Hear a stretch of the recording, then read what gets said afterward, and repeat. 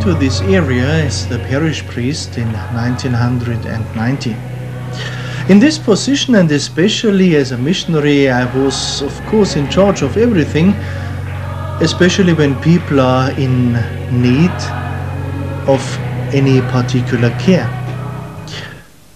One day I was called to bring communion of the sick to a dying lady.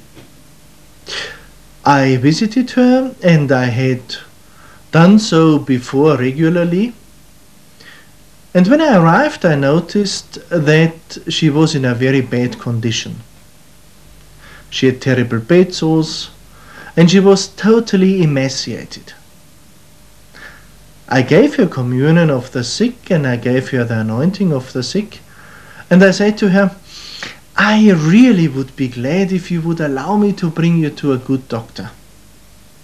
But I don't have any money, she said to me, and I said, let that be my worry, because I think you really need a good doctor. She agreed, and then I put a mattress on the back of my pickup. I laid her on it, and I took her to the doctor.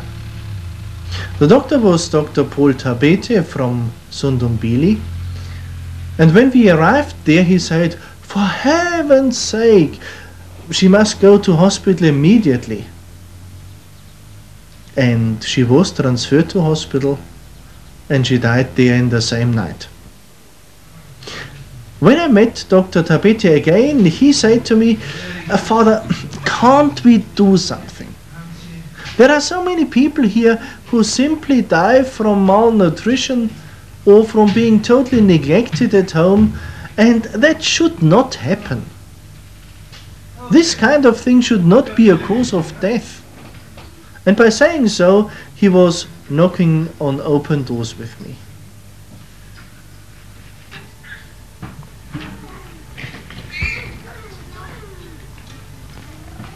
The second event, which was very impressive, was this.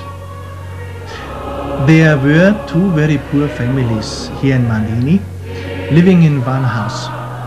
The father had no work, they could not feed their 7 children, and the landlord who they had rented a house from had threatened to evict them. They had nothing to eat and nothing to wear, a totally desperate situation. As usual, when people are desperate, they come to the Catholic Church, even if they are not Catholics. And on Sunday after the service, I made an announcement in church, and I asked, is there anybody who could possibly help to get these totally desperate families back on track again? A member of the pastoral council, Mrs. Kokov, responded and said, oh yes, we can do something to organize help. She went off, and a day later she had organized the whole parish and other people too. Some brought food, others brought clothes, others got the children back to school, and others even found jobs for the men, so that within 3 months the need of the families was alleviated. That was an inspiring revelation to me. While there are people here in South Africa who know how to organize help. And this was exactly the spark that I needed. As I've been involved with the work of the Order of Malta in Germany for more than 30 years, where organizing help became my second nature, it struck me, and I said, let's plan and do something to help the people here in Zululand on a long-term basis. And I said to myself, it would be good to found an organization within the country where the indigenous people make plans on how to give help to the local people who are in any kind of need.